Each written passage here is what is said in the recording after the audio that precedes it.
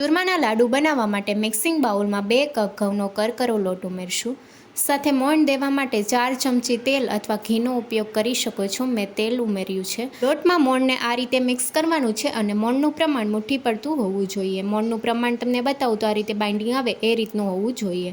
હવે પોણો કપ પાણી લીધું છે. પાણી ગરમ લેવાનું છે અને થોડું પાણી ઉમેરીને ભાખરીનો લોટ બાંધીએ એ રીતનો કઠણ લોટ તૈયાર કરી લેવાનો છે. હવે થોડો લોટ હાથમાં લઈને આ રીતે ઓવલ શેપ આપી દઈશું અને પછી આંગળીની મદદથી પ્રેસ કરી લઈશું, જેથી તળતી વખતે મુઠિયા અંદર સુધી કૂક થાય. બધા મુઠિયા તૈયાર કરી લીધા છે અને મીડિયમ ગેસની ફ્લેમ ઉપર તેલ પણ ગરમ કરી લીધું છે. હવે મુઠિયા જેટલા આવે એટલા ઉમેરી દઈશું. શરૂઆતમાં મુઠિયાને પલટાવવાની ઉતાવળ નથી કરવાની. એક બાજુથી તળાય પછી ચમચીની મદદથી પલટાવી લઈશું અને બધી સાઈડથી તળી લેવાના છે.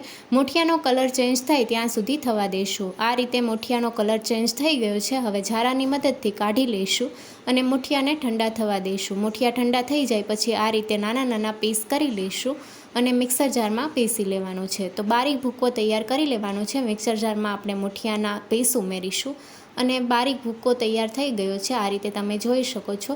હવે ચાળણીની મદદથી ચાળી લઈશું, જેથી એક સરખું ચૂરમું તૈયાર થાય. અમુક મોટા ટુકડા રહી ગયા હશે તો આ રીતે ચાળીને લેવાથી અલગ થઈ જશે. એક સરખું ચૂરમું તૈયાર થઈ ગયું છે. હવે કડાઈમાં આપણે 2 ચમચી ઘી ઉમેરશું. ઘી ગરમ થઈ ગયું છે. હવે કાજુ અને બદામના ટુકડા ઉમેરીશું અને સાતળી લઈશું. હવે 2 ચમચી સૂકી દ્રાક્ષ ઉમેરીને તેને પણ સાતળી લઈશું. બધા ડ્રાયફ્રૂટ સતળાઈ ગયા છે. હવે પ્લેટમાં કાઢી લઈશું. વધેલા ઘીમાં 1 કપ ગોળ ઉમેરીશું. ગોળને ઝીણો કાપીને ઉમેરવાનો, જેથી જલ્દી મેલ્ટ થઈ જશે. ગોળને વધારે નથી થવા દેવાનો. ગોળ પીગળે ત્યાં સુધી થવા દઈશું. ગેસની ફ્લેમ બંધ કરી દઈશું. ચૂરમામાં શેકેલા ડ્રાયફ્રૂટ ઉમેરીશું. સાથે પીગળેલો ગોળ ઉમેરવાનો છે અને મિક્સ કરી લઈશું.